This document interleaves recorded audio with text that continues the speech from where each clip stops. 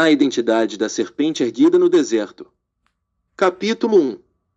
Sobre isso, atentem para um detalhe muito importante para toda a humanidade. Aquilo que Deus começou, o homem terá que terminar. No mesmo sentido replico, aquilo que o Mestre Jesus começou a fazer na cruz, o próprio homem terá que terminar. Seguindo no tema, de acordo ao escrito em João 14:10-12, Deus ao dizer em Gênesis 1:26, façamos o homem à nossa imagem, conforme a nossa semelhança, não está falando aqui que o homem foi criado à imagem de Deus, exatamente porque Deus não tem uma imagem, no sentido de construir um corpo humano feito à sua própria réplica. Nesse caso, o homem não pode ser uma réplica de Deus, exatamente porque Deus, sendo um espírito, não tem uma imagem para ser copiada, ou que seja esculpida no corpo humano. Por certo, o corpo humano, a partir do momento que Deus o habita, passa então a ser, obviamente, a roupagem, ou que seja a imagem a ser usada por Deus. Sabendo disso, faz bem quem entende que nosso Criador apenas começou a criar o homem, estando o homem até o momento ainda incompleto. Por isso Deus, assumindo o corpo humano do Mestre Jesus, como se vê em João 14:10-12, andou em meio ao seu povo, tendo como objetivo o de continuar em sua mais preciosa obra, então vista até o momento, como sendo o corpo humano, até então nascido da corrupção que conhecemos como pecado original.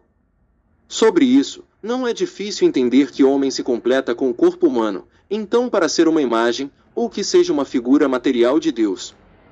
Nesse caso, somado pelo Espírito que nele habita.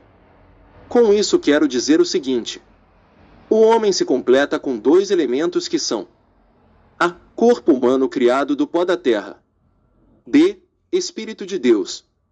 Assim fica fácil o entendimento. Em outras palavras, o corpo humano é realmente um veículo, nesse caso, dirigido pelo Espírito que se soma como um operador, ou seja, um carro que na ausência de um Espírito que o habite, o corpo humano não passa de um ser sem emoção nenhuma, e sem emoção, o corpo por si só, não passa de um monte de carne que ainda não pode ser chamado de homem.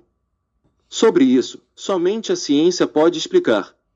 Exatamente porque o corpo humano, para se locomover, depende de emoções que pertencem ao espírito que o dirige. Ademais, o homem não está definitivamente impedido a receber a semelhança do seu Criador, como está escrito em Gênesis 1:26, conforme a nossa semelhança. Pois isso, Deus está falando com o que estava com ele naquele momento. E sobre isso, o homem pode até imaginar, mas ninguém ainda sabe quem estava ou estavam em companhia do Criador naquele momento.